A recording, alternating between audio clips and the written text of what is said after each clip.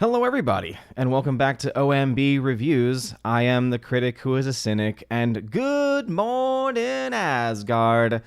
Welcome to episode 27 of the Good Morning Asgard podcast, where today we will be talking about Top Gun Maverick crossing $300 million internationally, doing incredibly well on its way to breaking even by the end of this week, and also potentially getting close to $500 million. We'll have to, of course, wait and see how the numbers pan out, especially internationally. And we'll have to see, of course, not just how it does in its second week, but also how it does in its third week, because this film will be going up against Jurassic World Dominion, which is expected to have a massive box office opening and massive domestic showing based on most recent projections. We'll also talk a little bit about how Top Gun, and specifically how Paramount, has, in a way, retroactively, but still, got to give credit where credit is due, retroactively have been now fighting the CCP, not only by, of course, restoring the Taiwan flag in the film, but also reportedly restoring the Taiwanese flag as well in trailers, at least according to an article from Deadline. And so it looks like they are being very clear in their message, at least when it comes to this movie with China. Hey, we don't need you. Whether or not that sticks, whether or not that holds, and whether or not other studios follow suit is, of course, going to be a giant question mark, as today on June 1st, the month of the Sacred Heart, no matter what the world will want to tell you about what this month is all about, it is a month dedicated to the Sacred Heart of Christ, but also it is a month that is really the first month of summer, at least the first full month of summer. So very exciting times. I was able to get some reading done the other day, was able to get through some more episodes of Deep Space Nine, had a discussion about Deep Space Nine last night. So thank you to everyone who showed up last night for that conversation. As I've continued now to watch more episodes, I think I'm at about 8 episodes fully into season 2 of DS9, so it's been very good. Also, we'll talk probably a little bit today, it wasn't in the title, but it is obviously some pretty big news. And that is that Obi-Wan Kenobi series is starting to cause a little bit of controversy, starting to cause a little bit of drama with claims of racism. Claims of racism. I can't do it the way in which Josiah Rises does. By the way, shout out to Josiah Rises. He can roll his R's. I can't, but he rolls his R's whenever he says the word. I wish that I had his same skills. But also about now how Obi-Wan Kenobi star Ewan McGregor had a video released just last night supporting Moses Ingram, who plays the character of Reva in the show, who, let's just be honest, the character is not good. This is not and does not have anything to do, as much of the criticism of the character has nothing to do with her race, but has everything to do with the fact that it's a terrible character. And that the acting performance is, let's just say, leaving much to be desired. It's amazing that apparently she's an Emmy-nominated actress, at the very least. Kind of shows you the state of the Emmys, if that's the kind of performer that's getting nominations. And once again, it has everything to do with the fact that she comes across as just a piece of wood, of which we've said the same thing about Brie Larson. And last time I checked, Brie Larson was white. But what would I know? I'm just an ist and a phobe. But anyway, before going any further, please make sure you smash that like button, let out that fire button over on Odyssey, and also make sure that you are subscribed. Let's say hello to the people in the chat. Small number of people this morning. I know that a lot of people are probably also watching Rakita Law's stream, waiting for the jury's verdict in the Johnny Depp case. So I'm imagining that that is probably where a lot of people are. It's also very early in the morning for a lot of people, but hopefully we get some more people in today. We got Bruce in the chat. Hail to you, Bruce. Thanks for sending those good vibes my way. I appreciate it. Bifford the Hobbit, who is a member. Hail to you, good sir. Thank you for joining this morning. GMonkey76 is in the chat as well. Philly the Hobbit Allen, thank you for the diamond donation over on DLive. I like how the DLive fam usually is about 1 or 2 people these days. But I do appreciate the love shown by Philly the Hobbit Allen over there. 3 days in a row, I believe, or at least 3 streams in a row, where he has donated a diamond. So I appreciate that very much. Luca Illick, what's going on, Father Luca? Thank you for being here, Follow Luca. And the K-Man in the chat as well. Morning to all listening in a while making breakfast. Hope everyone is having a great Wednesday. Hope you are having a blessed Wednesday as well. So let's go ahead then and get started talking about these Top Gun numbers. As you all know, I was a big fan of the film, and I think it is quite a remarkable feat of what this movie is accomplishing. So as of right now, based off of these numbers from Box Office Mojo, and yes, it makes me sad that I have to use Box Office Mojo. As you all know, I'm not a fan of the site. Ever since IMDb bought it, they've changed it in so many different ways that have just made it mostly unusable and mostly trash. I am a fan of the site The Numbers myself. Unfortunately, The Numbers is, I don't know what they're doing, but they have not updated any of the international numbers, and it's pretty sad, actually, to see how far behind they are in their numbers. But as you can see from BoxOfficeMojo.com, $160.5 million domestically for Top Gun Maverick, $139.5 being reported internationally, for a grand total of over $300 million, all after just 4 days of release. So very impressive numbers. Of course, in a couple hours, we'll probably get our Tuesday numbers for the film, so we'll see how well this film was able to hold on Tuesday, since many schools are out for the summer. Many schools are about to be out for the summer. And you can always tell that because I was looking at my movie theater showtimes just yesterday, and there were a lot of early showtimes. Even in the theater that's closer to me, that's actually in downtown Chattanooga, they actually had like 1 p.m. shows, like 12 p.m., 1 p.m. shows. And I was amazed by that because, for many, many months now, the earliest show times they've had is like 4 p.m. So what this is telling me is that Top Gun is clearly bringing people out to the theater. The box office numbers indicate that. The show times around me indicate that. And I think it's a good sign for the summer box office going forward. So if this movie is able to continue to deliver day in and day out, rather, and if films like Jurassic World Dominion are also able to deliver, then we might see the film continue and other films continue to bring people out to the box office. Some other things, of course, some headlines from Deadline, as I always like to say. Again, Top Gun Maverick, as they say, supersonic with $124 million overseas, career best for Tom Cruise. This was the through Thursday numbers, through Sunday numbers, international box office. Some other headlines from them. Top Gun Maverick scorches Pirates of the Caribbean at World's End record for Memorial Day opening. So very impressive, $160+ million. This is the Tuesday update. According to Paramount, its a 4-day number was $160 million, $160.5 million, and that's domestically. Very impressive numbers.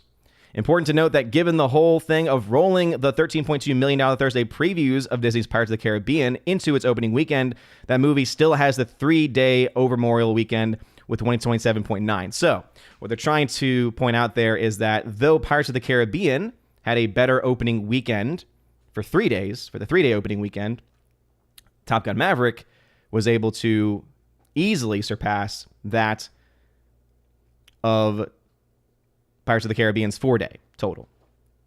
So the other important thing, of course, is that, well, these movies are 15 years apart, which means 15 years of inflation need to be accounted into it if you're actually going to have a fair number. So some of these headlines we're getting. The other thing to talk about, of course, as you can tell from the title of the video, well, of course, AMC Entertainment, Paramount shares fight for Top Gun liftoff as market battles economic woes. Yeah, so AMC stock was up the other day as well. Diamond hands. I am full disclosure, I am an AMC stockholder. I believe I have 14 shares. But I am officially an AMC stockholder. So I was very happy to see the numbers going up just the other day. Diamond hands. But the other bit of news has to do with fighting the CCP. And this is, I think, a bit of interesting developments because this is not a move that I would have suspected from Cruise or really from anyone in Hollywood. And that's kind of sticking it to the CCP. As it says here, Top Gun Maverick trailer restores Taiwan and Japan flag in the trailer. So it's important to note for those that maybe did not know what was going on originally. When the trailers first came out for the film, one thing that many people, American audiences especially, fans of the film, noted, hardcore fans I might add, noted was that, well, the jacket that Maverick wears was missing some patches. It was not being consistent with what the jacket was in the original film. Specifically, it was missing the Taiwanese flag and the Japanese flag, because the jacket is from his father. And so they were meant to represent the missions that his father flew in Taiwan and in Japan. And in the trailer, and this is something that was confirmed by someone who, I forget whether it was in a live chat comment or in a video comment, and obviously we take it with a grain of salt because I can't confirm this person's identity, but it seems pretty legit the way he described it. He said he actually worked on part of the trailer when they were digitally removing these patches. And so this person had said, well, actually, the patches are still there. It's the same jacket, it's the same design. But when they released the trailer, they digitally removed and digitally changed and altered the patches to try and placate to China, to try and placate to the CCP, who obviously would be offended by this. Well, it must not have been enough. So again, they're retroactively fighting the CCP, really, because they're restoring something that they originally had taken away. So I do think that is a bit of interesting news there. But they did originally try to bow to China's whim. Now, it must have been something in the process of trying to get a release in China that I guess the deal fell apart, or maybe the CCP was asking for a lot more than it should have. But they had decided, or rather, there was no actual release date set for China. And so as of even today, there is no plans for the film to be released in China. And after this, I can't imagine that China is actually going to let the film come in, even though the film is set to be a massive box office hit and success. And that's the CCP saying goodbye to, I think, what would be easy money. Now, whether or not this film would play well in China, I think is another discussion, because this film is a very patriotic film, to say one thing. And so I think that might be probably the main reason as to why it's not getting a China release in general. But as it says here, the bomber jacket of Top Gun's Maverick is looking a bit more familiar in international trailer. And I think that that's an important key, is that they're not just changing the domestic trailers, trying to placate to mad Americans. They're actually changing international trailers, according to the report in Fortune magazine. 2 flag patches on the back of the jacket representing Taiwan and Japan appear to have been returned to their original spots. The flags were missing or obscured in a 2019 trailer, leading some observers to speculate that the images had been removed to appease China's censors. Fortune cites Taiwan News as noting that a more recent trailer has restored the original flag emblems to the jacket. Within the Top Gun universe, the jacket is worn by Tom Cruise's Captain Pete Maverick Mitchell as a tribute to his late father, who wore the jacket while a member of the U.S. Navy. The garment made its cinematic debut in the 1986 film. 2019 trailer Top Gun Maverick, the jacket appears to have emblems only slightly resembling the original flag. So again, they digitally altered the trailers to try to placate. According to the Vice World News, Hong Kong film critic Ho Soo Boon called the reinstatement of the flags unprecedented, saying major film studios have never been shy about pandering to the Chinese market. And even if it is a simple scene, editing is very costly. So no one knows why they changed it back. Now, I will say this much. In the actual film itself, it is there. This is something that was confirmed by one of the members of the channel. However, the trailers are a different matter. So it does cost money to change those trailers. However, it's a lot easier to remove, I would argue, digital changes than to create them in the first place. So it is a major statement, though. I will agree with that part of it. It is a very major statement. You don't see this happen very often, where a major studio will actually step up to and really call out in many ways the CCP. It goes on to say, the Daily Mail has noted some negative social media reactions to the reinstatement, quoting one Chinese commentator as saying, "Fine, don't take our money. We will watch the pirated version." Okay, go right ahead. That's what's always amazing to me when people talk about piracy and the cost of piracy. A lot of the people who are pirates, online pirates that is, are people that likely would not have seen the film in theaters in the first place. So it's not really lost revenue then. It's not really lost money at that point. So that's just one thing of note, I would argue. The other thing is that, okay, that's the one other issue that you're kind of ignoring, Chinese commentator, who probably is, or commenter, who is probably a member of the CCP. What money? You mean the 25% cut that the Hollywood studios actually get? Well, my hope is that this is a wake-up call to Hollywood, or at the very least is a wake-up call for Paramount to not do any deals with the CCP in the future. I also had noted earlier in previous videos and in previous streams how if you look at the IMDb page and you look to the alternate titles as international titles change depending on the language and where the area is, if you actually pay attention to that, you notice that there is a Taiwanese title, but there is not a Chinese title. So that was kind of an early indication for me, at least, that the film was likely not to get a China release. However, I do think that this is a major statement. Even though I think we can still criticize Paramount and we can still absolutely criticize Hollywood, as they deserve to be criticized for originally trying to placate to the whims of the CCP, try to bow to the whim of the CCP, and try and get some of that CCP money. The fact that they are now at least standing up, and one could easily argue, well, of course they're going to stand up now. They're making a lot of money. And obviously, they're going to make a lot more money domestically. So they would, of course, want to make domestic audiences, American audiences especially, happy, especially if China is not going to release the film anyway. And I think that's a very good point. However, when you do a move like this, and it gets this kind of public attention, Lord knows that the CCP is going to keep this in mind and remember this type of action in the future. We've already seen this happen when, for instance, there was drama over the Eternals because of Chloe Zhao's involvement, because of comments that she made years ago about the CCP, about how she grew up. So I can't imagine that the CCP is going to forget this move. So I think it's significant, and it's a hope of mine that at the very least Paramount is starting to wake up to the evils of the CCP and communist China. And maybe, just maybe, the rest of Hollywood will follow suit. Or at least that is my hope.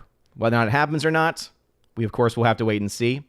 Lord knows it's going to take a lot for people like Disney and Warner Brothers to stop doing dealings with China. But Paramount, which is now, I believe, one of the highest grossing studios of the year currently, is making a pretty good argument for itself, I would argue.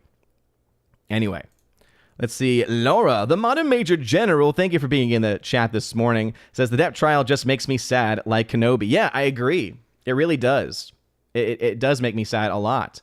Because I think no matter what perspective you take on it, there's just so much revelation that we get in the nature of Hollywood relationships, most especially. It kind of just reveals how toxic so many Hollywood relationships truly are.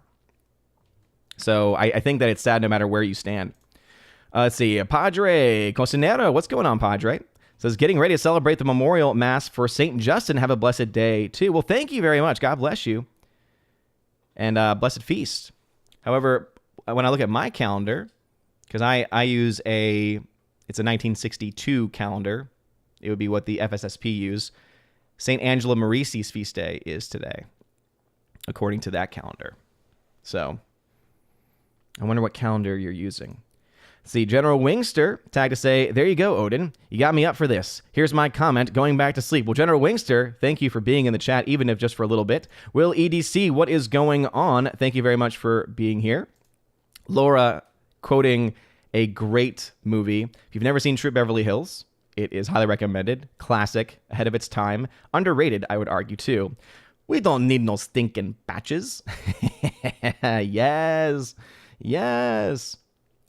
Let's see. Daniel Thorne from over on DLive says, are you going to see Maverick again? I'm going to try and see it in 40X. I've yet to see it in IMAX-only format in Dolby. Well, Dolby is a pretty good format to see any movie in, just because of the technology of it, and I am so sad that I don't have a Dolby theater near me. Yes, I do want to see it again. When I will see it is the question. Luckily, there aren't a whole lot of films set to come out that I'm looking forward to. So, as River is unfortunately sad because she has a bone and Willow has a bone, but she is jealous because she thinks that Willow wants her bone, even though Willow is nowhere near it. Anyway, the life of dogs, you might say. But yeah, I would love to see it again. Would love to see it again in IMAX, of course.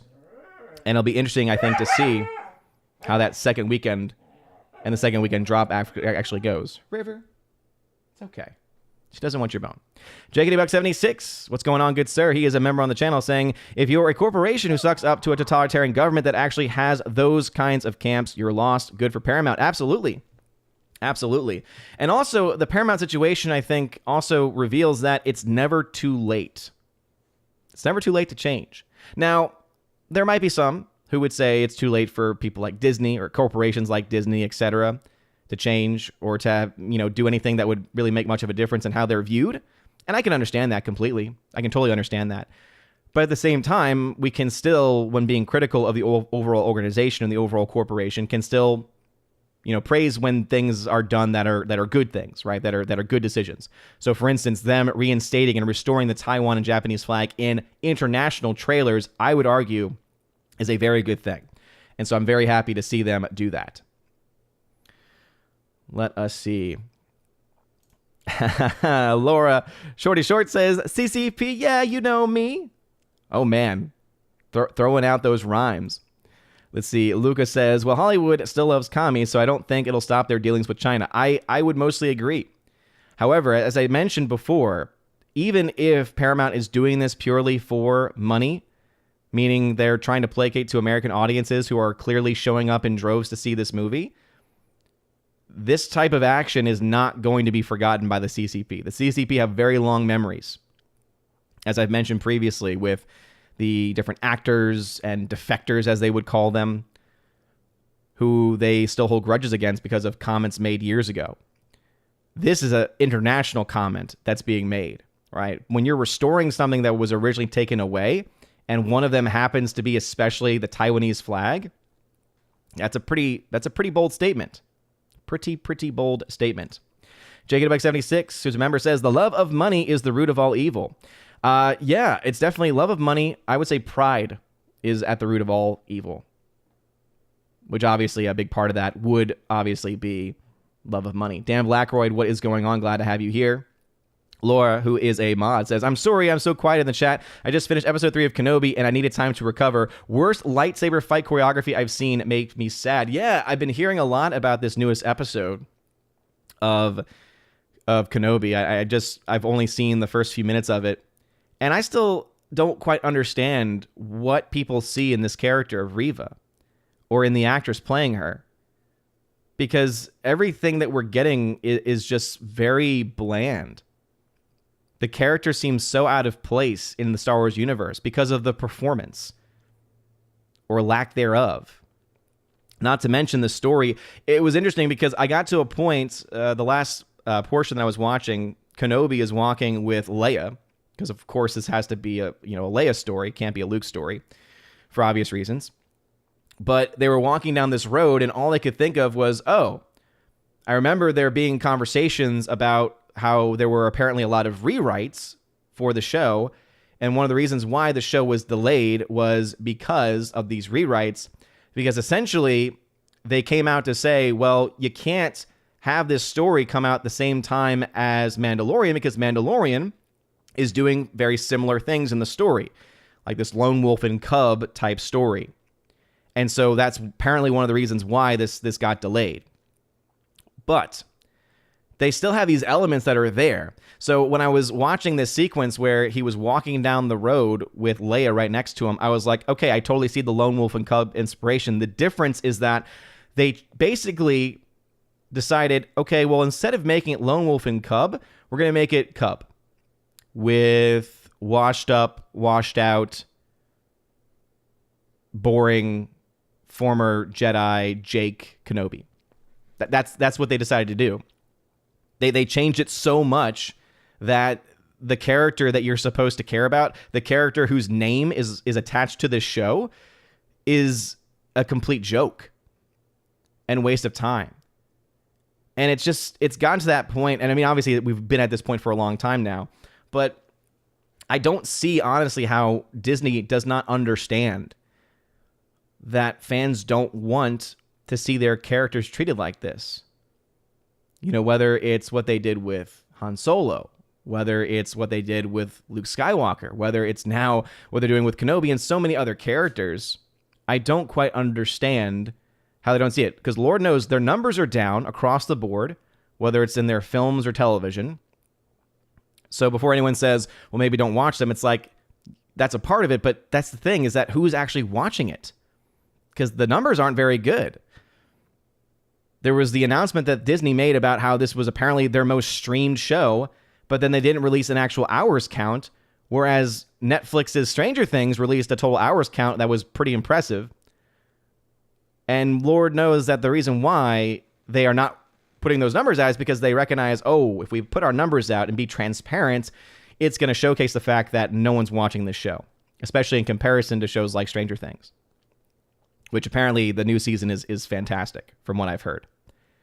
I've been holding off on it because I want the wife to watch it. Originally, I was going to watch it, and then my wife said it was okay, but had the sad face, and so now I want to make sure that she's able to watch it too.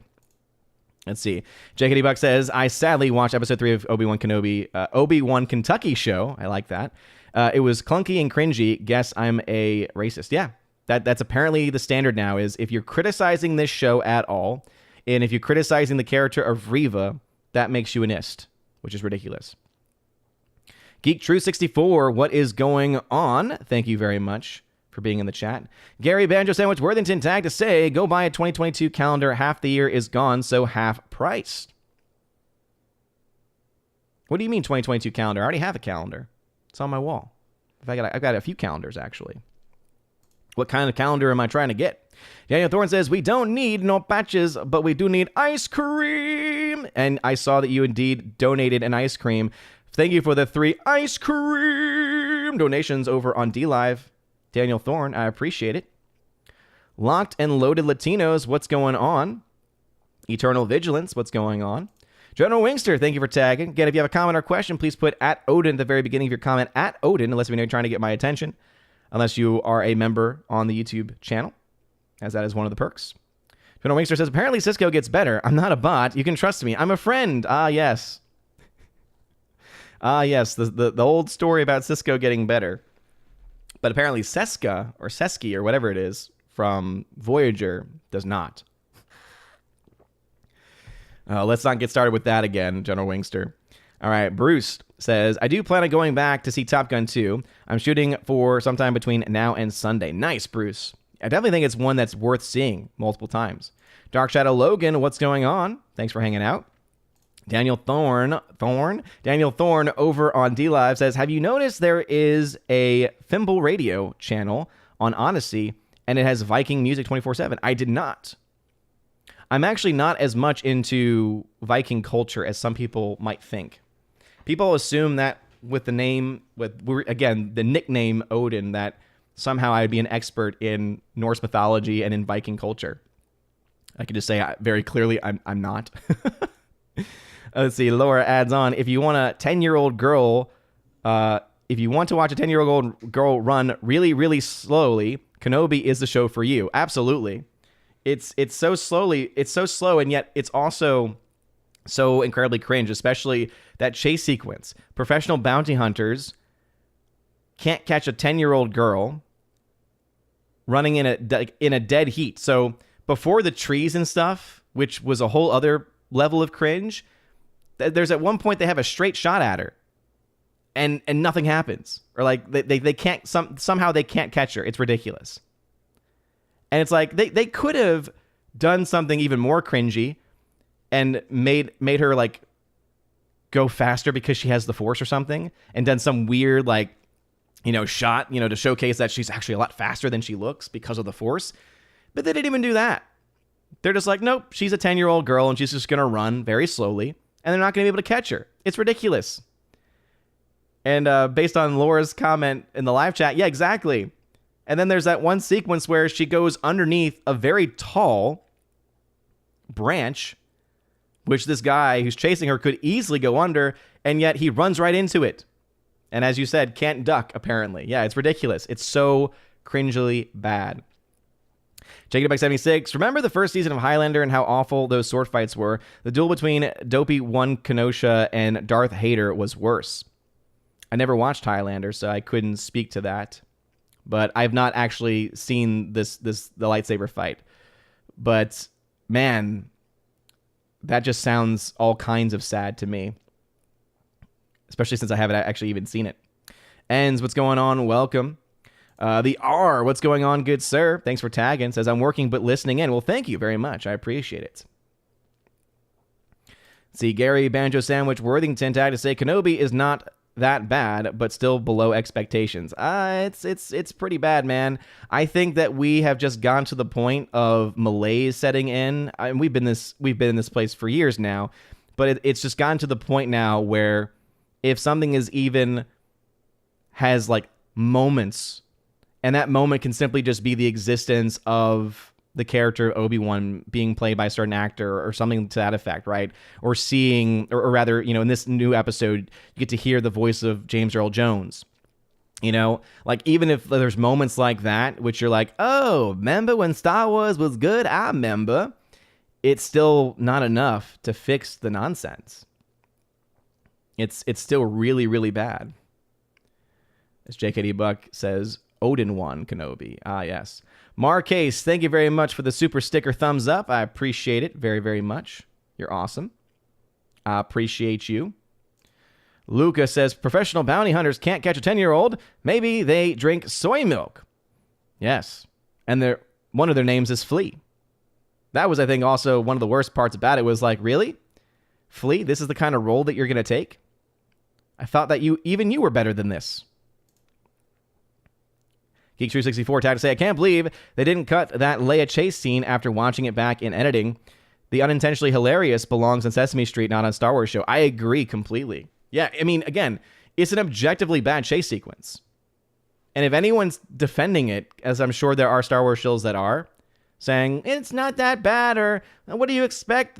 She's just a 10-year-old girl, or, well, it's not as bad as you're saying. Really look at it. Really look at it. It's an objectively bad chase sequence. It's an objectively bad chase sequence. Cringily bad, one could even say. But it's amazing how even just saying comments like that is now somehow controversial. Now somehow makes you an ist and makes you a phobe. As our friends over at Bounding into Comics have been doing an excellent job covering this bit of news, which we will go ahead and talk about since it's obviously something that's on a lot of people's minds. Star Wars makes bizarre late-night tweet about racism and Obi-Wan Kenobi actress Moses Ingram. Yeah, she is claiming that she is receiving a lot of hatred and bigotry, which is interesting because everyone, of course, is saying, yeah, they only hate her because of the color of her skin. It's like, okay, what about all the other various diverse characters that you've had, especially since Disney has taken over, who didn't get this same level of hatred? Or what about the level of hatred that was thrown the way of Gina Carano that you never even talked about or mentioned? Oh, wait, that's right. It's because she didn't agree with you politically, whereas Moses does. Moses opposes, one could even say. The official Star Wars Twitter account, according to Bounding the Comics, our good friend John F. Trent, made a couple of bizarre late-night tweets regarding Obi-Wan Kenobi actress Moses Ingram, where they informed fans they would resist if anyone intended to make her feel unwelcome, and instructed their followers to not be ist. The pair of tweets came after Ingram recently did an interview with the British outlet The Independent, where she revealed that Lucasfilm trained her to deal with racist online abuse towards her for simply playing the Inquisitor Reva in their Obi-Wan Kenobi Disney Plus show. So apparently, what you're saying, Moses Ingram, is that Disney was preparing you to take this kind of abuse? As if they somehow knew that this was going to happen? Or is it that they knew how bad your character was, and then they were trying to play protect mode and say, okay, so when they go after your character, because let's just be honest, it's a terribly written character, and you're really not the best actress in the world, let's give you some lines that you can then use as a defense. It's getting old. It's getting really, really old. It's been old for a long time now. The word racist has lost much of its meaning because it's just been so overused, so blatantly overused, and so blatantly misused. Just because people are criticizing your character does not mean it's because of the color of your skin. What a concept. What a concept. Goodness me. She also noted that the show's director, Deborah Chow, and others in Lucasfilm were putting the proper systems in place, so I feel safe as we do the work. So they created a safe space for you. Wow. Of course, there are always pockets of hate, she added, but I have no problem with the block button. Well, apparently you do, if you're talking about it. Now the official Star Wars account tweeted, "We are proud to welcome Moses Ingram to the Star Wars family and excited for Reva's story to unfold." Ah, I thought it was Obi-Wan Kenobi's story. Guess you kind of showed your hand there. If anyone intends to make her feel in any way unwelcome, we have only one thing to say: we resist. Wait a minute. Let me shake my keys for a second. Wait a minute. Hold the phone. Pump those brakes for a second. If anyone intends to make her feel in any way unwelcome, I want to focus on those words, Star Wars Twitter handle. Where were those words for Gina Carano? Where were those words for Gina Carano? If anyone intends to make her feel unwelcome in any way. Didn't you violate your own words by making her feel very clearly, make her feel unwelcome? So-called we resist, so-called resistance. What is it about Gina Carano that made you not want to resist for her? Oh, wait, that's right. Politics. It's that Moses Ingram is following your political messaging. As she even admits, she was literally trained to change the story, to refocus the story and say, no, the reason why I'm getting criticism is not because of my acting, it's not because of my character, it's because of racist. She admits to being trained to say that, to do that. But, oh no, we should feel bad for her because her character is bad. Versus Gina Carano, whose character was actually beloved. So beloved, in fact, that they were writing her more into the story. And I'm pretty sure that the Rangers show that they were going to make, I was pretty confident that it was going to revolve around her, that at some point she was going to get her own show because that's how popular she was. But then all of a sudden, when she started to speak against lockdowns, when she started to speak against the corporate line, all of a sudden you start calling her an ist. Interesting. The double standard being set here. In the subsequent tweet, they added, there are more than 20 million sentient species in the Star Wars galaxy. Don't choose to be a racist. That's just such a cringeworthy line. What it should have said is, there are over 20 million sentient species, all with their own thoughts and ideas, and all of them are respected. Oh, wait a minute. You don't believe that, though, Disney, do you? No, you don't. You don't believe and understand that there are 20 million different, just as there are millions of different ways that people think, millions of ways that people think politically, etc.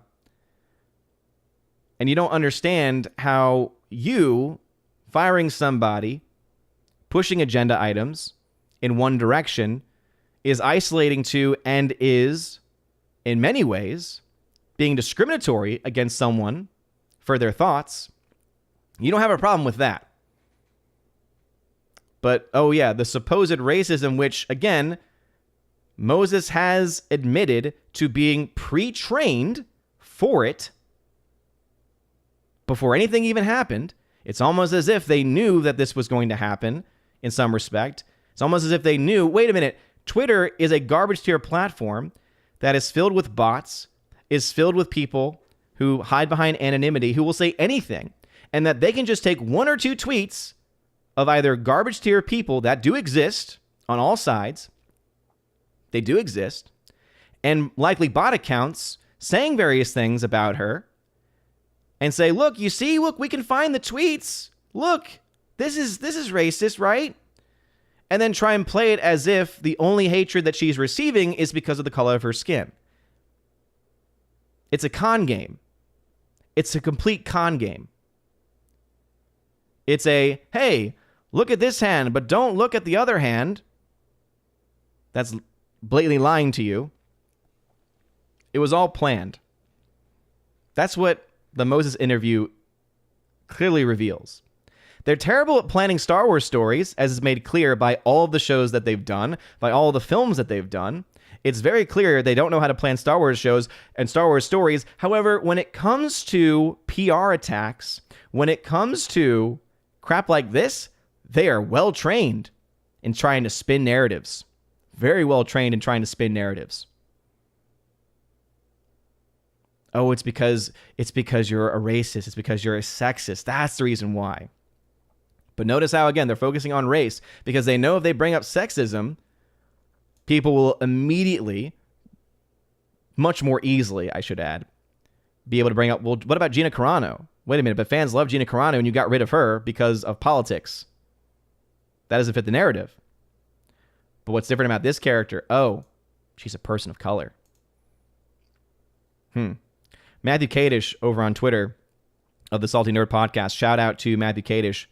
I would highly recommend you follow him because he has a great series of tweets actually about this very subject. Let me see if I can find that series of tweets because I think it is honestly brilliant. Let's see. Is this the one? Yep.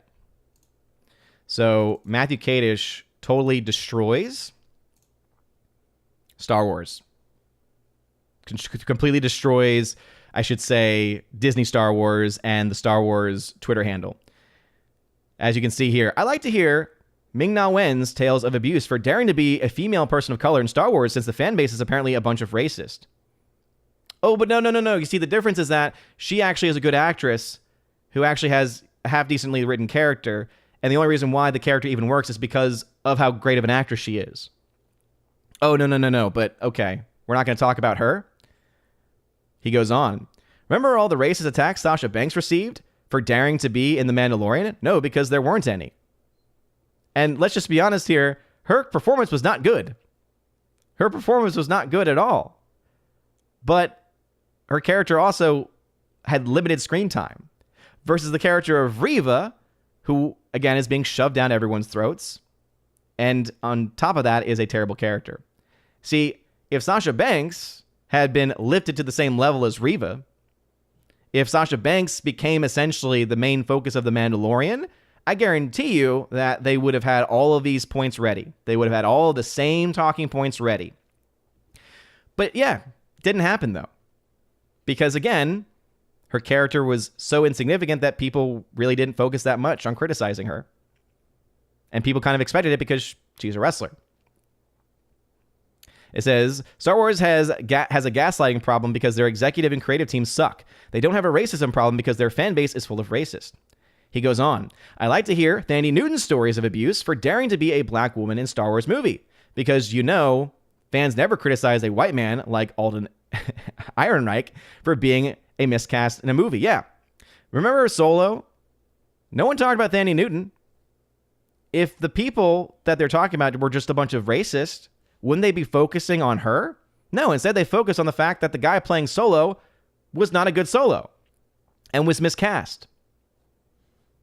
Great point. Goes on. Remember how Naomi Ackie got bullied so bad for being a black woman in Star Wars that she had to quit social media? No, because apparently it didn't happen, even with all the racists in the Star Wars fan base. Yep. Great points. It's almost as if a character is bad and poorly written, no matter what they look like, people won't like them. Yes.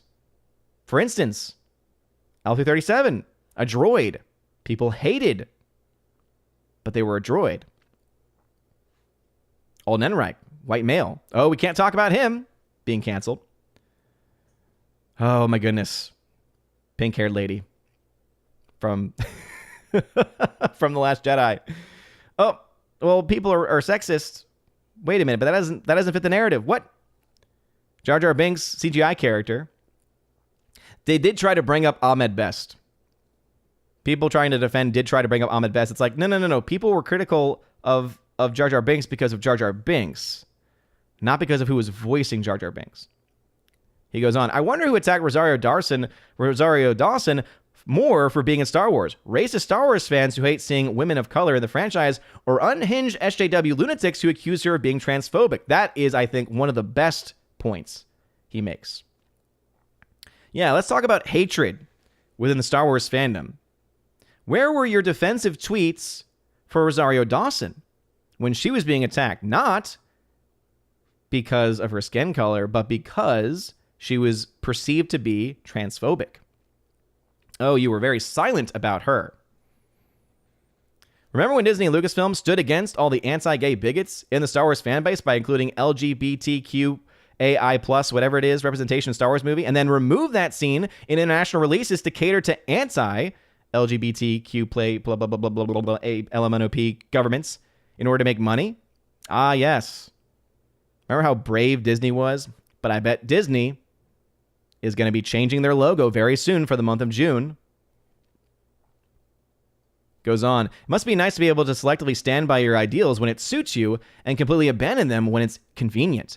Wish I could live my life that way, but then again, I'm not a leftist. The people who believe this narrative that Star Wars fans are racist seem to be forgetting the fact that there have been beloved black characters and actors in the franchise for decades with no issues at all.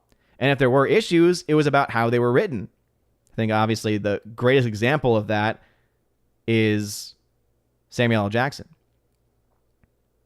Yeah, where have all the racists been in Star Wars when it comes to Samuel L. Jackson's performance? Oh, that's right. They don't exist.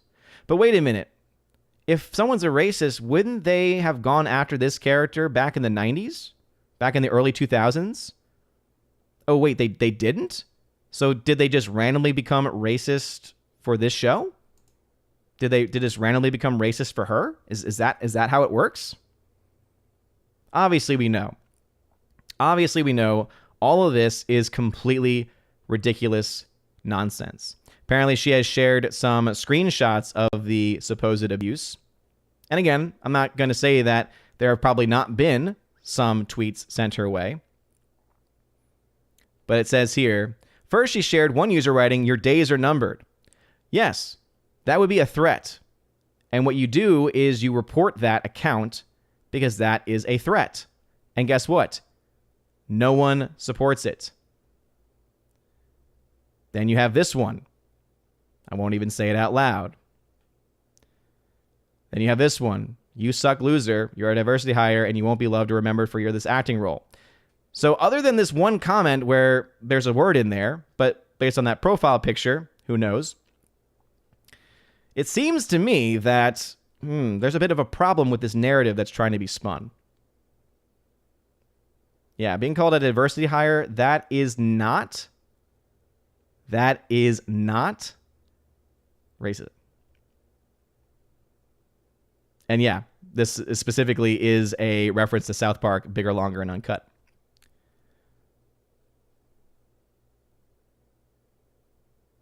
Let's see what this says. Oh, goodness. Ingram shared a video message as well. She began, long story short, there are hundreds of those, hundreds. And I also see those of you out there who put on a cape for me. And that really does mean the world to me because there is nothing anybody can do about this. As if you're the only person that receives hatred in any way.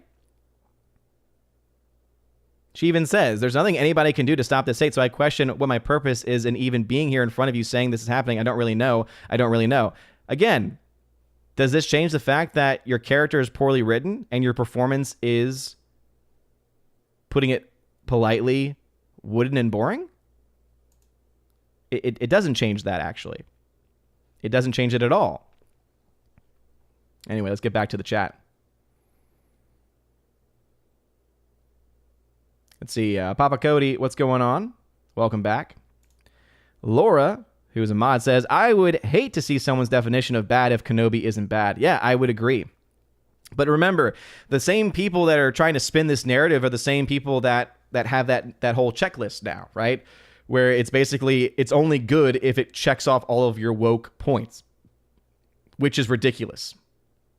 Oh, if it passes this little test and passes all the woke points, has, X amount of persons of color on screen, has X amount of genders represented on screen. Okay, if you check all of those on the box, then you're good. No, that's not how it works. Because that's a subjective worldview. It's writing. It's consistency in your writing. It's character arcs. It's also performances. And yes, there are objective standards when it comes to performances. And this performance is an objectively bad performance. It's objectively out of place.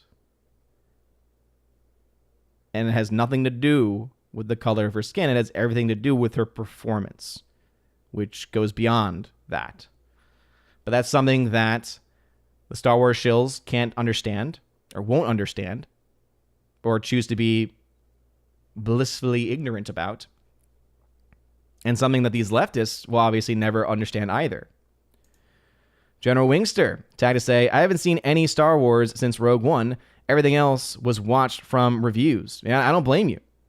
Apparently, Az has a pretty good review of the most recent episode out. And then also Matthew Kadish, speaking of him, shout out to him and the Salty Nerd podcast. He, as he himself has said, has apparently the best review out there, which I appreciate. Hannibal Grimm, what's going on? Fossy. Jacob X76 says, which show is worse, Odin 1 or Boba Fett? Well, there hasn't been an Odin 1 show. I'm sure that show would be great. But between Obi-Wan and Boba Fett, at this point, it's going to be Obi-Wan. But to be fair to Obi-Wan, because I want to try and be as fair as possible, not all the episodes have been released yet. And Boba Fett is also not that great of a show. It's a bit of a narrative mess. Very similar to what we're seeing here with Obi-Wan. The difference, I would say, is that at least when it comes to Book of Boba Fett, there are some episodes at least where you're like, okay, that's kind of cool. Or, oh, okay, that's kind of interesting. Where there really hasn't been any of that so far with the Obi-Wan show. So, let's see. Enz says, can Star Wars ever be saved? Ever is a long time. So, yes, I do think that there is a world where the franchise does get saved. But at this point, what it would require would be Disney selling it or someone else buying out the franchise or someone buying Disney and changing the way the culture of the company is. And that's a lot of ifs, and that's a lot of factors that need to come into play in order for that to happen.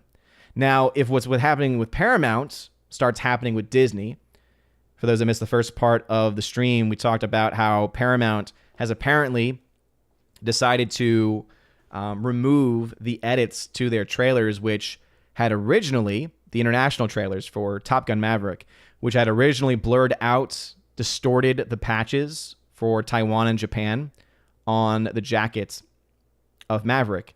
Apparently, there are new trailers that are now out which have restored them, and they're international trailers. And that's a huge statement coming from Paramount to do that. A huge statement against Communist China, CCP. So if Paramount can do that, right, if that franchise and that film in its marketing can actually change, theoretically, so could Disney. The chances of it happening are a lot smaller, though, because it's such an ingrained mindset and philosophy within Disney that it pervades everything that Disney does. Whether it's Star Wars, whether it's Marvel, whether it's just the Disney Plus. I opened up Disney Plus today, and what was the first thing that they showed? Pride Month selections. Oh. So are you trying to get kids to click on that? And what in the world's going on? This is ridiculous. So Disney is very much all up in the Kool-Aid. Not to say that Paramount doesn't have its own faults. It doesn't have its own flaws. But can it ever be saved? Yes. Is it going to be a long time? Most likely. Is it going to take a lot of work? Absolutely. JKDBox76, who's a member, says, I didn't realize that mediocre show writer was a race. I didn't realize that either. Or bad acting. I didn't realize that bad actor was a race. Laura added in, the Halloween store called. They're going to need their plastic Inquisitor costumes back. That's a good point, too. Yeah, the costume does not look good at all, either. Good shout. Something that people aren't talking about. I've been more so focusing on the bad writing, bad characters, and the really bad CGI, too. That's the other issue with a lot of these Star Wars shows, is that they're so overusing their CGI backgrounds. This new technology that they've developed, it makes everything look fake and artificial and really bad. GMonkey76 tagged to say, stick a fork in Star Wars, it's dead, Jim. It's been dead for a while. The fingers have maybe wiggled a couple of times, but that's about as close as you've been able to get. Let's see, JKDBuck76, who's a member, says, remember all the racism that Giancarlo Esposito, Carl Weathers, Billy D. Williams, and Rosario Dawson faced? No, because they didn't. Exactly. Because even though Giancarlo Esposito is in a bad show, he's a great actor. Even though he said some pretty bad things in public, he's still a very talented actor who plays great characters. So again, it's beyond me, the amount of hypocrisy and the blindness of anyone, because there are people who genuinely believe the Disney narrative. I don't understand how those people exist. I don't understand how those people can possibly buy into the nonsense, but there are people that buy into it, that believe it, that don't see the things that are actually going on, that don't see the hypocrisy. The statement that you've just made alone proves the narrative they're pushing wrong. It proves it completely wrong, because you're absolutely correct. Carl Weathers received a lot of love. Billy D. Williams has been a beloved figure for a long time in Star Wars. Rosario Dawson got more, as Matthew Kadish pointed out, got a lot more criticism for being supposedly anti-trans and being transphobic than for the color of her skin. But yeah, they didn't do a campaign for her. Interestingly, and not so surprisingly, they didn't do a campaign for her against the trans community going after her. Where was the defense of Rosario Dawson, Disney? She is a person of color and a female at that. But then again, this is coming from a company. And if you were probably to ask them, well, what is it to be a woman? What does it mean to be a woman? What is it to be a man? They wouldn't be able to answer the question. I'm not a biologist, as a recent Biden official said. Let's see. Laura added in to say, I know hundreds of people in the Star Wars community. How about they publicly shame these so-called racists in the community by posting their screen names, probably because their comments aren't real. Yeah. Or the comments that are being made are from small, ambiguous, small random accounts, probably random young accounts too, that have only been around for a little bit. And it's like, yeah, if you're going to say, oh, well, people, there are racist people in the world. Yes, there are, and there always will be, because there's always going to be disturbed people in the world.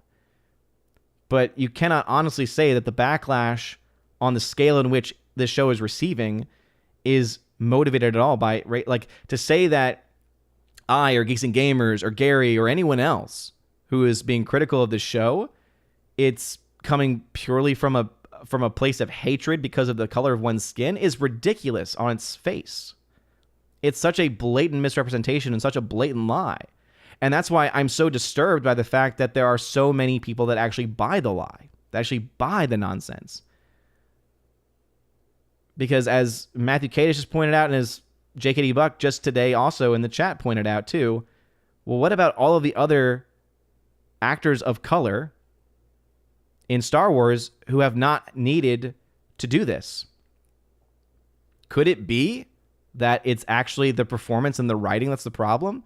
And of course, they're not going to want to ever admit that, as true as it might be. Laura, you have a great day at work. Thank you for stopping by for a little bit. Lance Mala tagged to say, good morning, Mr. Odin.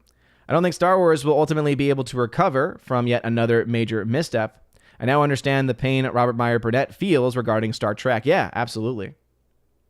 Absolutely. Or anyone who is a major fan of Star Trek. Alex McCarthy, what's going on, brother? Oh, hey, Odin, don't mind me. I just have pneumonia now. Oh, Alex, no. Come on. Very sorry to hear that, Alex. I know that you've just been recovering from the surgeries. Oh, my goodness. We'll be praying for you, Alex. Praying for another swift recovery, man. Sorry that you've been going through this. Let's see. Mr. Grant Gregory. Whoa. Thank you very much for the, I don't even know how much, super chat. Appreciate you being here, Mr. Grant Gregory, and appreciate the super chat. He says, hail to the Odin, the warden of the numbers, the slayers of misinformation, the man who made all of Valhalla eat pizza, imbued with the power of puff crust and the divine pepperoni. Hail to you and yours, Mr. Grant Gregory. I appreciate the super chat and the very, very amazing message that you've attached to it.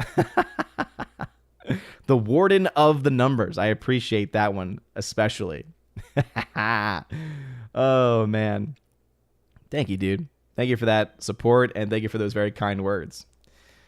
Yes, the power of puff crust and divine pepperoni. You're amazing, dude. Dark Shadow Logan, what's going on? Papa Kati, what's going on? Okay, got it. Kati. Papa Kati.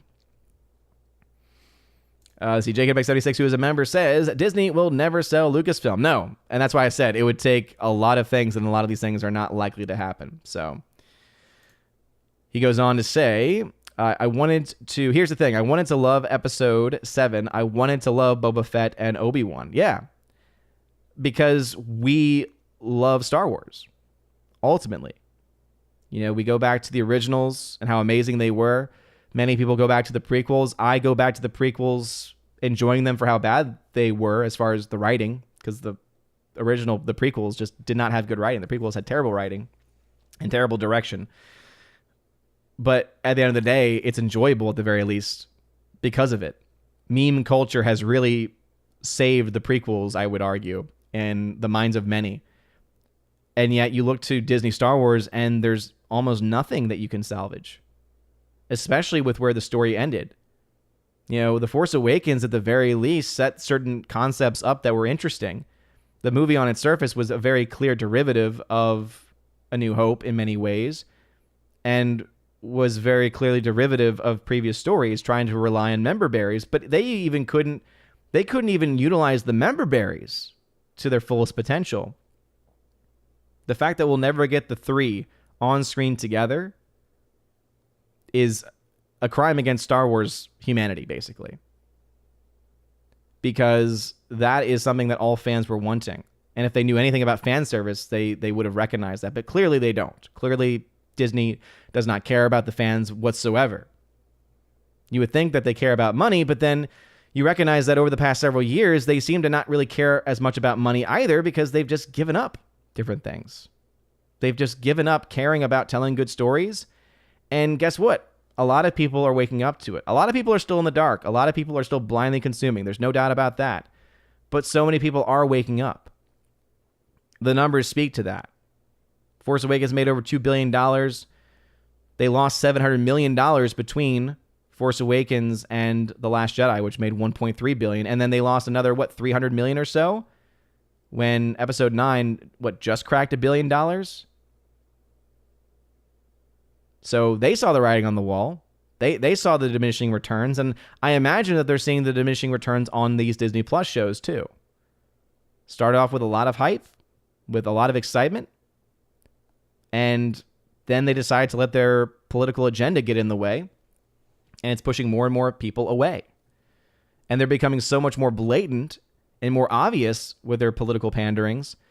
And I think that this example of Kenobi and this supposed campaign against Moses Ingram, who plays Reva, being somehow based in hatred of her for the color of her skin, which, again, is just ridiculous on the surface. It just shows you how far they've fallen. And I think that they're now just being so blatantly they're just being so blatant in their misinformation and their disinformation and in their lies that even regular everyday people are starting to wake up to it. Not nearly enough, I would say. But I think every single show, every single campaign that they try and push, the more people begin to give up on it. So maybe one day, they'll wake up. Maybe one day. But it's a big maybe. Geek Truth says, at least there are 2 good episodes of The Mandalorian in the Boba Fett show. I don't think I've ever seen something like that in a season of television. Yeah, when the show gives up on the entire purpose of its existence to tell a different story, I agree. Tom Mayer, what's going on? Welcome. Love the rosary on your mic. Thank you, Tom. I appreciate that. Shout out to Evan S., who had sent it my way. Yeah, it's a rugged rosary. I'm looking into potentially... there's a great channel called The Catholic Rose, and she did a video in collaboration with, I think it's Gabi After Hours is the channel name, but he teaches you basically how to make one. So I'm thinking about maybe trying to do that this summer, learn how to do that. But whenever it comes to making things with my hands especially, I'm just not very good at it. I can't really do precision, and there's like certain knots you got to be able to do, and I've just never really been good at it, but maybe I'll give it a shot. Because I think that would be pretty cool to be able to make my own rosary, but then also to be able to make them to give away as gifts and all that kind of stuff. Let's see. JKDBuck76. Who's a member says, Carl Weathers was awesome in the Person DeLorean. Ah, yes, I see what you did there. He was. Carl Weathers was great. His episode that he directed was also solid. But yeah, where were all the comments then? Oh, wait, that's right. People liked him because people like him as a person and because he's a genuinely good person.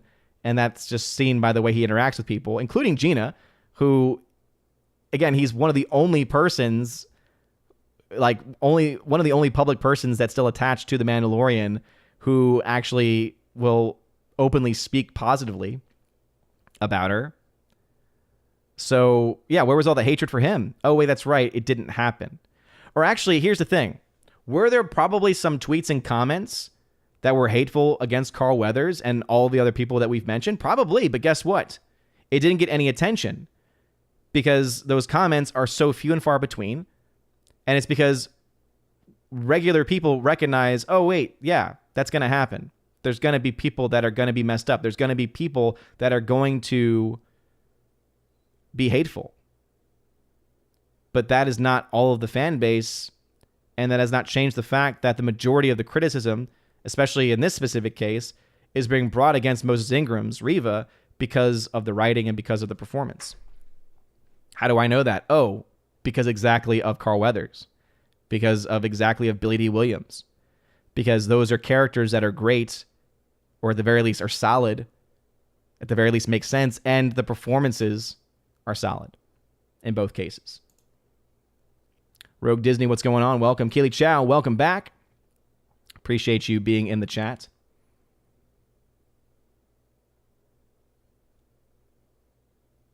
I just saw this comment. So I would give up pizza for Lent. I would do that. I'd be willing to. But there are other things that I think are more important when it comes to that. That's for another stream. Mr. Grant Gregory tagged. Thank you for becoming a member, by the way, at the Army of Asgard level. I appreciate it. He says, I go back to the prequels because of Jar Jar. I still think he is a Sith Lord in disguise. Yes, Mr. Grant Gregory. It is the best story arc that never happened. That, who knows, maybe one day. Alex McCarthy tagged to say, Vader breathing machine at night, nose tube during the day. They brought me to the ICU yesterday. It's been an uphill battle since Thursday, but I feel better than yesterday. Well, hey, as long as we're moving forward and moving in a positive direction, Alex, again, still praying for you, brother. Hope you heal up quick. Geek True 64 tagged to say, true, people generally don't spend time watching something because they hate it. People want to like Trek and Star Wars, but if it's not good, it's not good. Yeah. And obviously, one of the biggest criticisms that people like I and Geeks and Gamers and Az and everyone else will oftentimes get is, you keep talking about all of the hatred and all the, all the criticisms that you have for it. So why do you keep on watching it? It's like, well, think about it. If we weren't giving reviews and talking about the shows and talking about all of this drama, who would be the only ones left in the space? Oh, that's right. The John Campias. And the, what's her name? Grace Randolph's, who will just shill for Star Wars. So we stay in this space because, one, as you rightly point out, because we do care about the IP, which has been destroyed and tarnished. We admit that completely. For people that are like, yeah, but it's destroyed. There's no way. Yeah, I agree. As long as Disney has its hands on it and as long as Disney keeps pushing these agenda items, yeah, you're right. But then at the same time, if we don't watch it and review it, that's why I appreciate especially people like Ad, people like Matthew Kadish from the Salty Nerd podcast, because they do these full-on breakdowns so that you can know what's going on, what are the things that are being pushed, what are the things that are being said, so that way you can keep up with it with that without you having to watch it. Because I do think that is the line, right? And obviously, I recognize that there are many others who probably do reviews and talk about it, but likely do the old razzle-dazzle in order to access the show. Because I know that is obviously a way in which people do. But we have to remain in this space because basically, if we vacate this space completely, if we stop talking about it completely, if we ignore it completely, all that's left then are the shills. And that means that it will just get nonstop positive reactions. And that just means that it will continue. Whereas I think that the more and more blatant and obvious that they become in their agendas, the more likely someone is to put in Star Wars problem or Star Wars issue or something to that effect. Or why has Star Wars done X or Y or Z?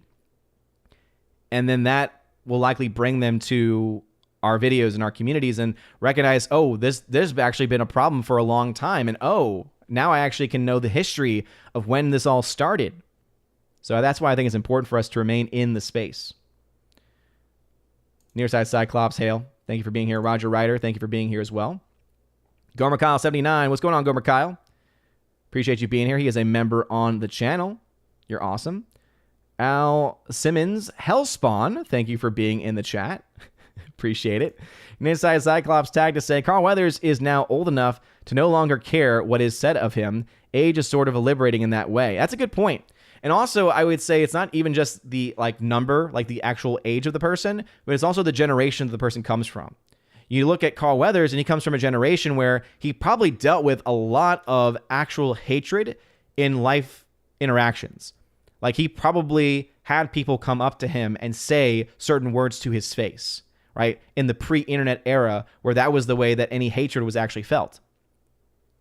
Whereas you look at Moses Ingram, who plays Reva in the show, and you look at a lot of these younger actors and actresses who are part of not just Star Wars, but just a part of the grander era. And let's see, she was born in the 90s. She's in her 20s. She's, 27, 28 is what the article says here. So she's very young. She's about 5-6 years younger than I am. Unfortunately, that means that we're likely, according to whatever the chart is now, because there's different charts, we're probably in the same era, as it were. We're probably in the same demographic. I think that we're considered millennials. But obviously, she grew up and likely went to, it says here that she went to Baltimore City Community College, and then from there got into Yale. Yeah. I'm sure that yeah, that makes sense. That's what I'll say. But it's clear that where she went to school likely had a major impact and influence on her politics and her philosophy. And so what we're seeing really is not just, again, the difference in the age, it's also the difference in the generations too. Because she's grown up in a generation that's all about safe spaces and it's all about this just stupid nonsense in which she feels entitled. There's an entitlement within the millennial generation especially. I'm entitled to this. I'm entitled to this. Which, of course, is ridiculous. Whereas Carl Weathers grew up in a generation where it was much more about, pull yourself up by your bootstraps, weather the storm. And when we're talking about hatred, Carl Weathers is someone that likely faced real hatred in real life. Whereas Moses Ingram probably has no actual idea or concept of what real hatred looks like. Big Worm, who is a member on the channel. Hail to you, Big Worm. I would do that. I got charged for my super chat, but it never came through. My family and I went to see Top Gun last night. It was amazing. It's so nice to see a great movie again. Big Worm, hey, I'm sorry that the super chat didn't come through, but I appreciate you being a member on the channel, and I'll still read your comment. Because if you're a member, you don't have to actually worry about tagging. Glad that y'all enjoyed it as a family. I remember you talking about that, saying that y'all were planning to see Top Gun together. I'm glad that y'all were able to see it as a family and were able to enjoy it as a family too. He goes on to say, the best part was seeing my son's faces during the movie, terrified, smiling, laughing, cheering at the end. It was amazing to see such respect given to all those characters and the new characters. Nice, dude. Yeah, man. I can only imagine your son's face when those jet sequences were going on, because it was spectacular. It truly was spectacular. So I can only imagine the awe. And that is what's so amazing about Top Gun, is that it creates this level of awe that we are not used to in our current Hollywood structure. We're not used to getting good stories. We're not used to getting breathtaking sequences of and with actors that care so much about their craft that they're actually willing to get into a fighter jet, experience real G-forces. That's again, there's so many kudos to be given for the actors and producers of this film. Sebastian Turhammer, who is a member, hail to you, says, hi, Odin, how much longer will physical media be around, do you think? I think physical media will be around for a while. Obviously, I am a huge collector. You can see the shelf behind me. I also recently updated my collection with more Studio Ghibli films. For those that are anime fans, you've probably heard of Studio Ghibli, Miyazaki especially. So there are a bunch of these steelbooks of the films that are still available. I love how it's like limited edition, but they've been around for years. But anyway, there are like several films that I didn't actually have in the first place. So films like Ponyo, The Cat Returns, Poco Rosso from up on Poppy Hill.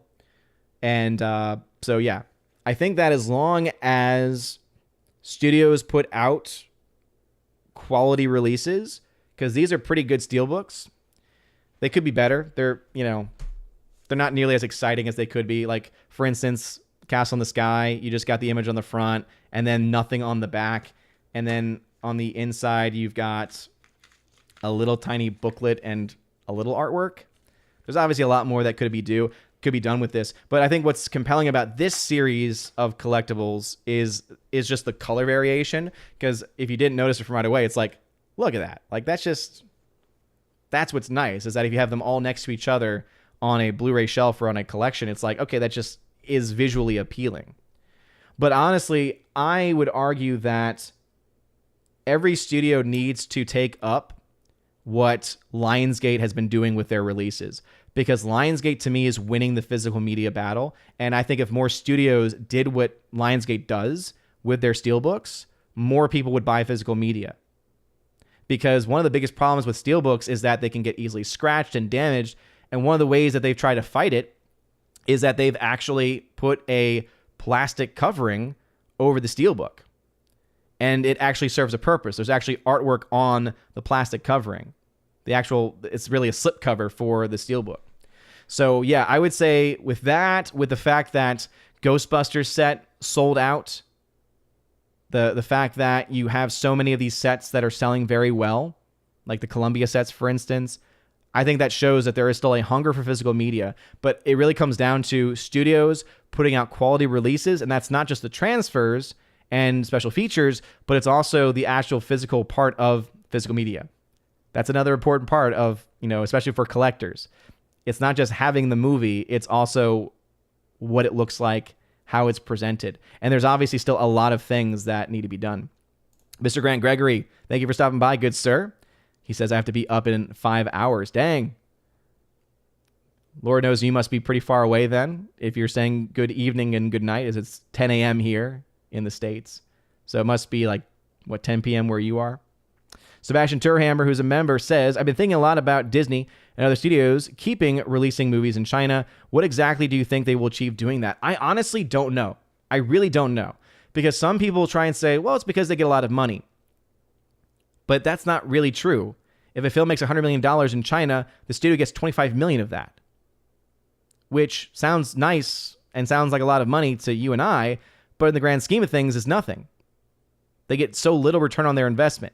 And so the only reason that I can ever come up with is that, well, we know, and many know, that studios only get 25% of the box office receipts from China because the CCP gets 75% of the rest. And that's after, of course, the film being censored in whatever way the CCP deems to be appropriate. But what a lot of people also still don't know is the fact that these numbers are a lot more than what they let on. So by that, what I mean is when people see a film makes $1 billion, they say, oh, the film made $1 billion. They don't understand, but it only made probably about $100 to $300 million in actual net gain, net profits, or was a financial loss, depending on how much and how little it cost to make. And so what they want is they want the films to get released in China so that that number essentially gets inflated, because then media shills can spin their numbers and say, oh, well, look at the total. The entire total internationally is gigantic. And then ignore the fact that they're not getting a lot of that money in return. A lot of that money is instead going to the countries that they're releasing their films in, or the governments, in the case of China, the CCP. And so basically the only thing I can think of is that they're using it to try and inflate their numbers. JKDBuck76, who is a member, says, Last Jedi being awful is how your channel began, Odin. Like many others, you took to YouTube to ask, what was that? It's terrible. So every cloud has a silver lining. No, it's very true. And actually, it was not just that, but it was Solo that really got this channel started, actually, because it was the box office for Solo. Because that was really what kind of exposed me, especially, to just how malicious the media was. Just how dishonest the media was. Because I remember all the stories that came out talking about how amazing the pre-sales for the movie were, how amazing the movie was going to be as far as the box office was concerned. And then it just flopped. It lost so much money. It didn't make nearly as much as they were projecting it to make because it had terrible word of mouth. So, yeah, I mean, obviously The Last Jedi had a big impact in getting me to the point of talking about it. But Solo was really the one that kind of got it was like The Last Jedi is kind of what built the plane, but Solo is what put the fuel in and got into the plane and guided it, as it were. I know that's a very weird explanation, but makes sense. Exactly, General Wingster. That was what I was thinking. Thank you for saying it out loud.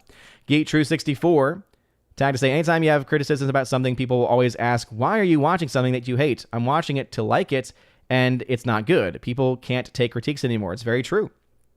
It's very, very true. It's like, why are you watching something just to hate it? It's like, well, I don't hate it until I actually see it. Believe me, there have been things that I've seen that I have disagreement. Like, that's what's amazing is I love when people say, oh, this is just an echo chamber. It's like, it's actually really not. Have you not seen the fights and debates that we've had on Friday Night Tights as being a great example?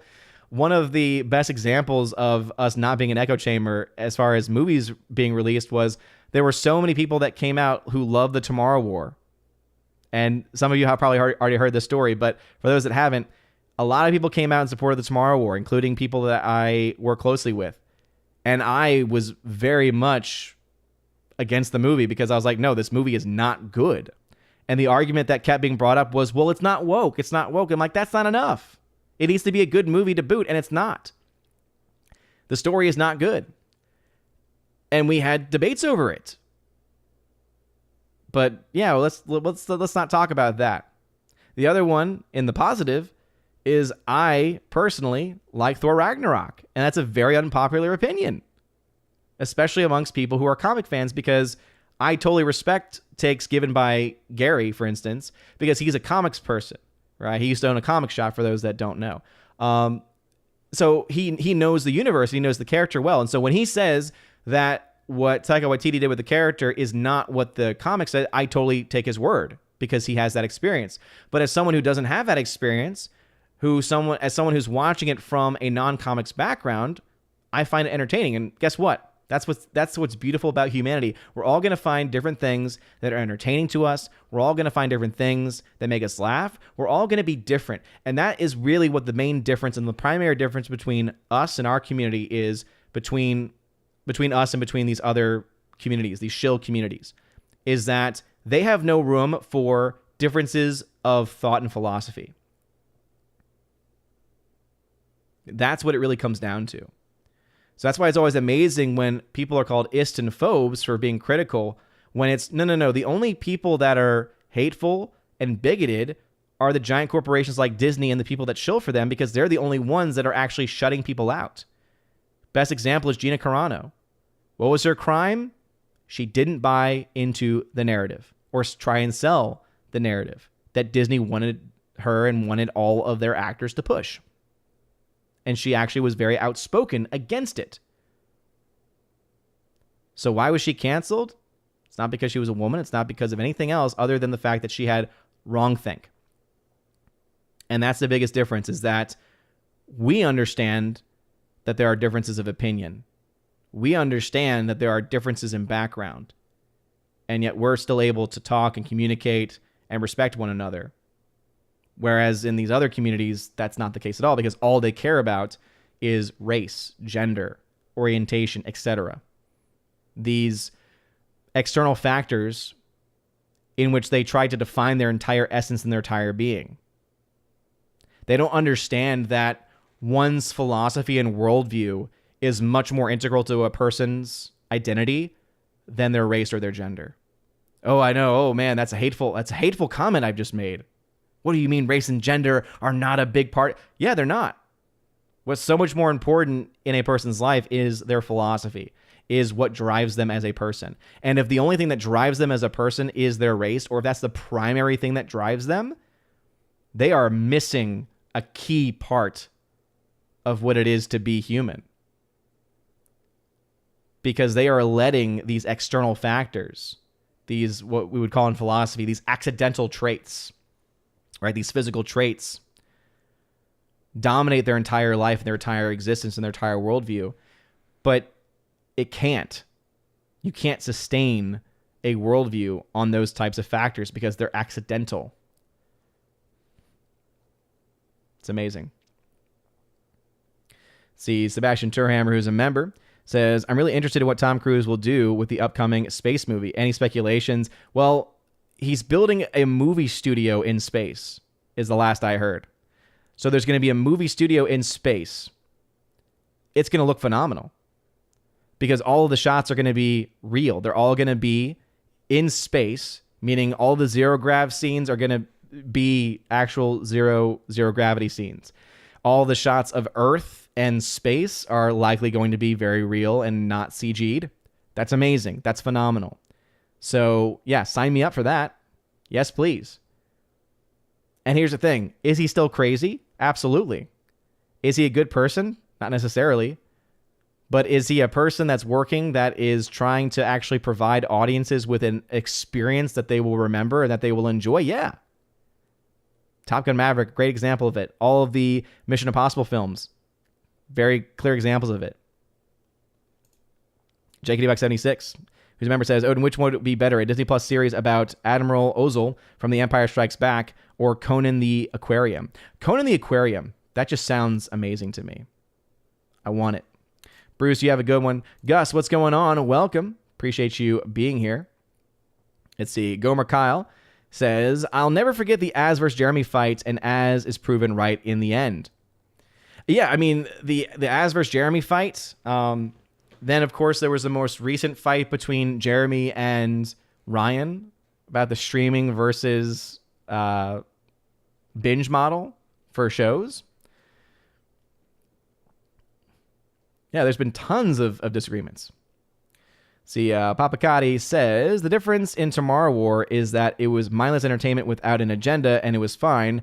If it had identity politics, it would have been garbage. Was it a great movie? No. But again, that to me, though, is the issue, though, is mindless entertainment. It's like, here's the thing, though. Top Gun Maverick is a good film. It's not just mindless entertainment. You know? Like, I think that we do need to try and set higher standards for ourselves and for our entertainment in general. I understand the concept of mindless entertainment, but that would be things like The Room, or things like oh my goodness, what was the one with John Travolta? But movies like that, where they're so bad, they're fun. Like, they're so bad, they're good. That's not the case with the Tomorrow War. You know? Tomorrow War just had a really bad story. It didn't have even those so bad it's good elements to it. So like that to me is what would be mindless entertainment. Hannibal Grimm tagged to say, I'm convinced that the Tomorrow War is just a sci-fi film drinking game. Take a sip off every scene used from another sci-fi film with disregard to context that made it impactful. Oh, that'd be crazy though. Just Joe, thank you for the $3 donation via Streamlabs. Thank you for circumventing Mama Susan. And for donating, says, here's for the tip for pizza. Top Gun 2 on IMAX was a great time. The film treated Val Kilmer, Iceman, with a lot of respect and class. Also, I'll give Miles Teller credit for a solid performance. The big box office was well earned. Well, thank you very much, Just Joe, for that donation, and I totally agree.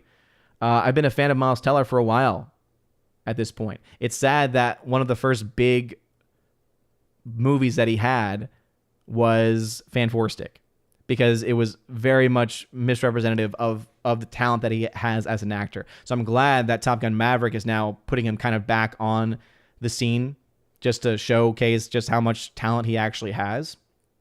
That makes me very happy to see.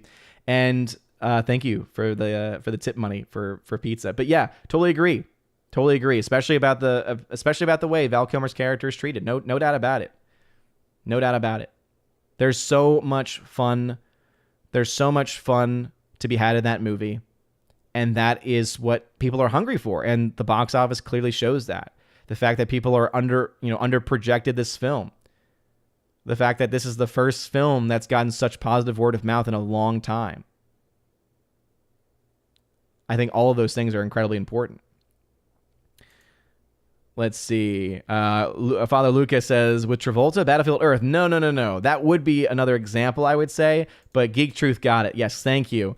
The Fanatic is what I was looking for. It's this decade's The Room.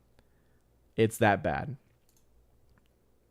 Let's see, General Wingster tagged to say, people have their bars lowered so much that mindless entertainment is passable these days. Yeah, that's what's so sad. That's what's so sad about all of it. Jacob X76, we need escapism. Tolkien said great things about escapism, how it is our duty just as much as it is the POW's duty to escape prison. Interesting.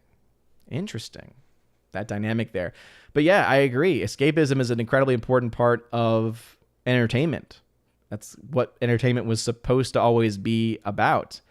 And now these people have gotten into positions of power where they're like, oh, we can actually mold people's minds. We can actually mold their opinions. We can actually make people feel a certain way and think a certain way just by tweaking our algorithm or just by tweaking our story to have this or that. Because what is Disney doing with this Obi-Wan Kenobi series? No one's talking about the show anymore. Everyone's talking instead about race. It's almost as if they wanted to distract away from the fact that the show is failing and that the show is not good. Nearsighted Cyclops. Time to say, I thought the monsters in Tomorrow War were interesting at least. A good critter goes a long way to a horror fan. The rest of the movie, not good. Yeah, the only positive thing I said about that movie was that the CG and design for the monsters was actually pretty good. But that was about the only thing I could say positively about it. And Graham says, it would be crazy. Everyone will be blackout by the end of Act 1. Oh my goodness. Yeah, let's not do that drinking game, please. Gomer Kyle, who is a member, says, Miles was good in a Footloose remake, first thing I saw him in. Yeah, people don't talk about that one as much because obviously it's not anywhere near the original film. But I will say the remake of Footloose is not the worst film in the world. It's not the worst film in the world. That might be an unpopular opinion or a questionable take on my part, but I don't hate it. And a lot of it is because of the performance given by Miles Teller in that film. But yeah, I totally agree. Let's see. Geek264 says, check out Miles Teller in The Offer. Great show about the making of The Godfather. It's similar to Mad Men. One of the best shows I've seen in a while, and no one's talking about it. Someone mentioned it last night on stream, actually, and gave also positive reviews. Did not know Miles Teller was in it, though. So definitely thinking of looking into it. Let's see. Father Luca says, Odin and J.K. Buck, that is from Tolkien's essay on fairy stories. Great read. Nice. Very cool. And let us see here. GMA76 says, sweet, I'm number 5 in line to get the new Lego Optimus Prime. Hopefully they have 5 in stock. Well, hey, good luck. Good sir. Good luck to you. And thank you, Daniel Wingster, for mentioning Whiplash. Yeah, and Spectacular Now. That's another film. It's been a long time since I've seen it, but he's great in the Spectacular Now. He did that film with Shailene Woodley, who was in Secret Life of American Teenager, and most people would probably know her most from the fact that she was supposed to be MJ in the Amazing Spider-Man universe. Gary Bader says, I mentioned The Offer just saying, again, I forgot who had said it, but I thought at least a couple people had mentioned The Offer last time. And Jacob Ironstein, good morning to you. Anyway, that is going to be it for me this morning, everybody. We are a little over time today, but thank y'all all very much for joining this morning for the Good Morning Asgard stream, episode 27. So tomorrow we will have another morning stream, but it'll be on the OMB Report channel, my news and politics channel. So if you've not subscribed to the OMB Report channel, it'll be live there on YouTube. I'm going to try and get it up on the Odyssey channel as well. And try and also, I don't know necessarily if it'll be on DLive, since OMB Report, I don't have an OMB Report channel on DLive, and it's a little weird to have it on the DLive channel. So it may or may not be on DLive for any of my DLive fam over there. But yeah, OMB Report live tomorrow. And we'll see what stories pop up, but I'm probably going to talk a little bit about Nancy Pelosi. Probably going to talk a bit about the faith, the state of the church in America, recent decisions that have been made, and again, any other news stories that pop up. If the jury, for instance, make a decision today, that might be one of the stories we'll talk about. But yeah, news and politics channel tomorrow, OMB Report live. So very excited to bring that back today. Anyway, thank you all so very much for being here this morning, everybody. For anyone who is a member for the month of June on Patreon or Subscribestar, still waiting for them. It usually takes them about a day or two to process things. So we'll have one more May shout out video attached to this one today. But happy June, everybody. And I'll get that updated as soon as the processes as soon as all of the things are processed through Patreon and Subscribestar. Anyway, thank you all so very much for your love and support. Shout out to you, Gomer Kyle 79. Papa Kadi, that is a good point. Divergent, you're right. Shailene Woodley was in Divergent. However, that series did end up being an epic fail, so maybe that's why I forgot about it. As General Wingster then adds, don't forget the Divergent series. Yeah, I think a lot of people have forgotten about it, though. So shout out to you. Shout out to the R, GMUG76, Gomer Kyle 79, a bit for the Hobbit, Jacob Ironside, and General Wingster. Thank you all so very much. And yes, the month of June. No. General Wingster, month of June is the month of the Sacred Heart. No matter what the world tries to tell you, it is the month of the Sacred Heart, and we cannot ever use the sin of pride as a good thing. Just saying. Anyway, thank you all very much. Have a wonderful rest of your day, everybody. I'll try and get a video out later today, probably doing some box office updating stuff, and or maybe a movie review or two. Who knows? Anyway, you guys are all great. Have a wonderful rest of your day, and as always, God bless.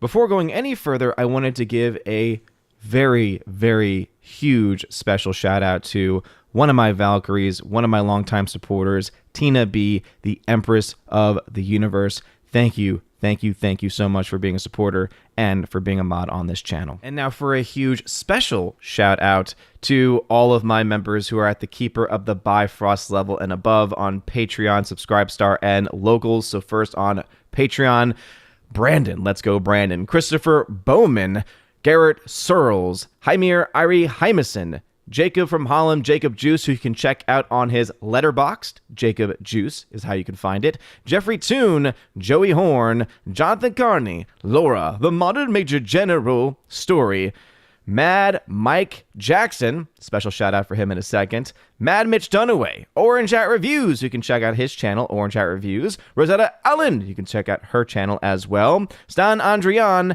and Miss Martin Muses, who also has a YouTube channel, and a special shout out, as I mentioned, to Jacob Juice from Holland, again, letterboxd.com/Jacob Juice for more information about him, and a special shout out to my members over on Subscribestar, Matt 317, Storm Tracker, The R, Fast Reaction, Mr. Roy, and a huge shout out to my newest Chosen of Valhalla member, Luka Illich.